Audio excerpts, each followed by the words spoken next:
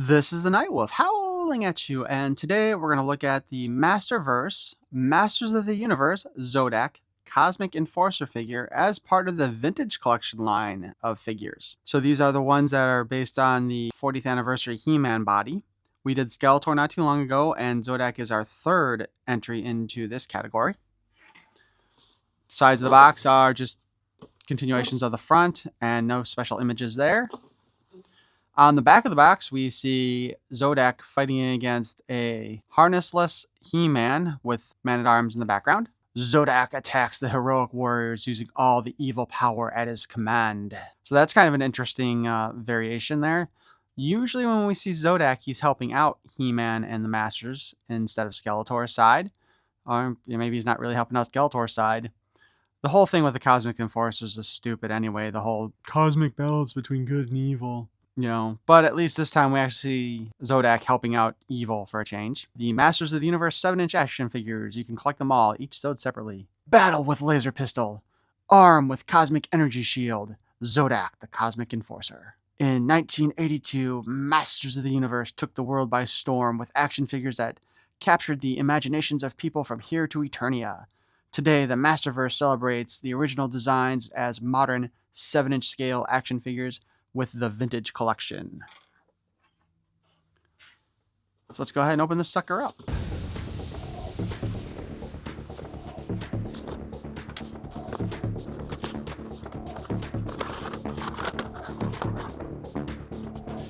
We see on the side of the package here that we have him, gun, effect, hand goes with the shield, a fist, and another gripping hand.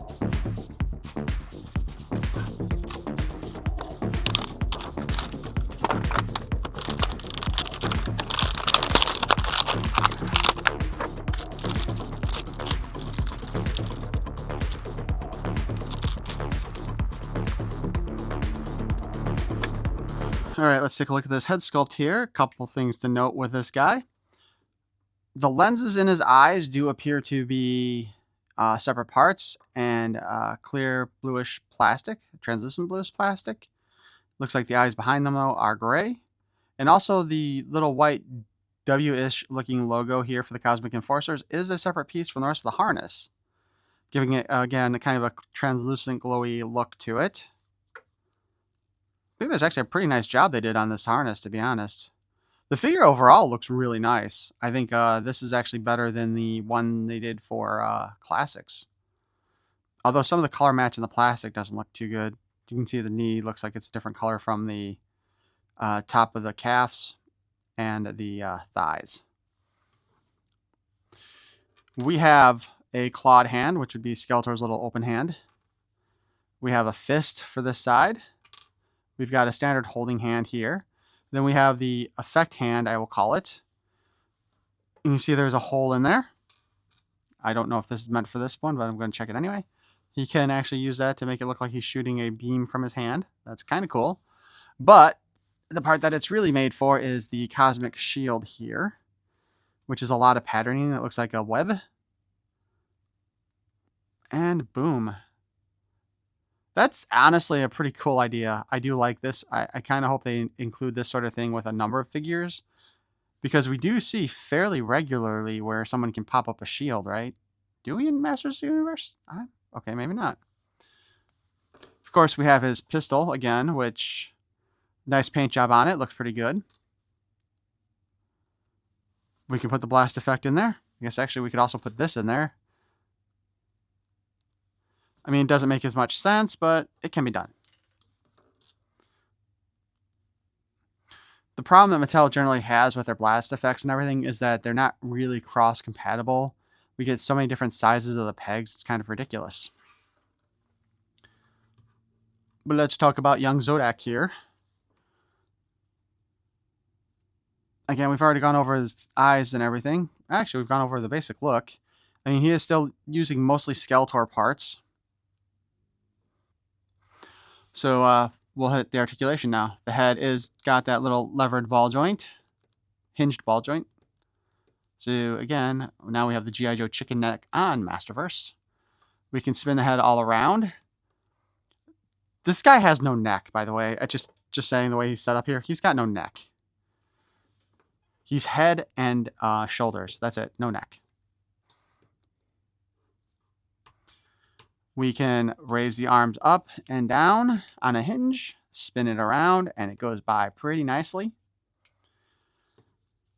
Bicep cut. Again, it does look like, though, the plastic for the top of the shoulder and for the bicep itself are two different colors.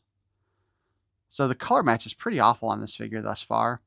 Although it does kind of look like maybe it's not so much the plastic is different as it does kind of seem like there might be a bit of coloring on there. We do have a double jointed elbow, like so. We can spin the wrist 360. I don't know if you can hear that, but it does sound like, yeah, okay. Looks like the pegs inside this guy are hexagons instead of just pegs. In and out articulation there. We do have a boob cut, although the harness does kind of interfere with some of that movement, but we can move them a little bit back and forth, front to back. We have a waist swivel. We have a thigh cut. We have the drop-down hips, popularized by G.I. Joe Classified. We can kick forward pretty far. We can kick back pretty far, although we are kind of moving the legs out a bit, not straight back and front. But it doesn't mean he can do the splits. He can kick off to the side very well.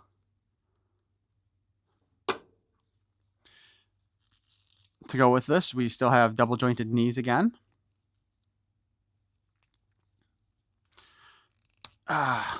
We do have a boot cut that we can spin around. That really looks awkward, doesn't it?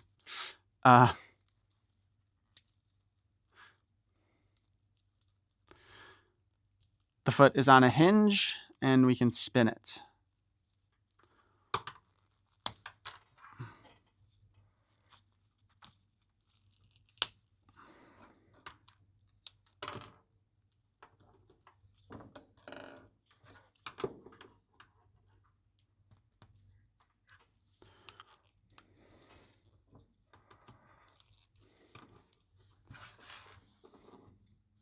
So Zodak here can raise his shield while he attacks people.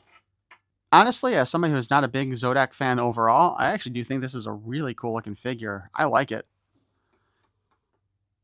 I think they did an excellent job creating this bonus shield effect. It's nice to actually get some blast effects with this line. Now, if only they could keep them all the same size so you can use the different effects on different parts regularly. That'd be great. I mean, even the back of the harness looks pretty good. Let's go ahead and take the harness off, though. I want to see if maybe what I was thinking with the shoulders is the same. Yep, there we go.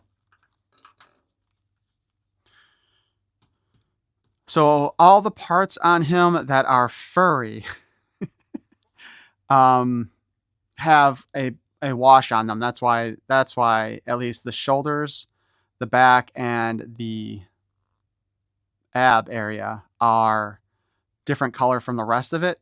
I mean, that still doesn't excuse like the knee joints and these upper thigh joints here, but it is the reason why the shoulders don't match with the biceps, is that wash.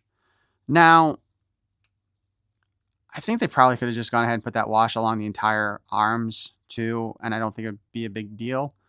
Probably will look fine. I realize that they did that specifically just to kind of pick out the fur on him.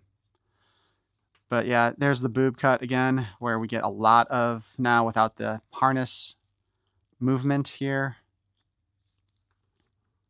Overall, I think he's a great looking figure.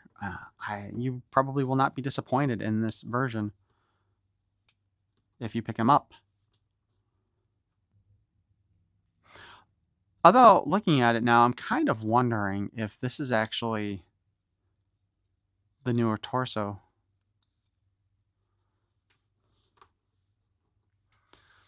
But I want to hear what you guys have to say about this version of Zodak and his equipment. So please feel free to comment below. And if you enjoyed this look at our Cosmic Enforcer, who in this case is going ahead and fighting the Masters, which I believe he was originally supposed to be a villain when they first put him out, leave a like And if you want to hear more of my nonsense in the future, please feel free to subscribe. I appreciate it. Thank you for watching. Peace and love.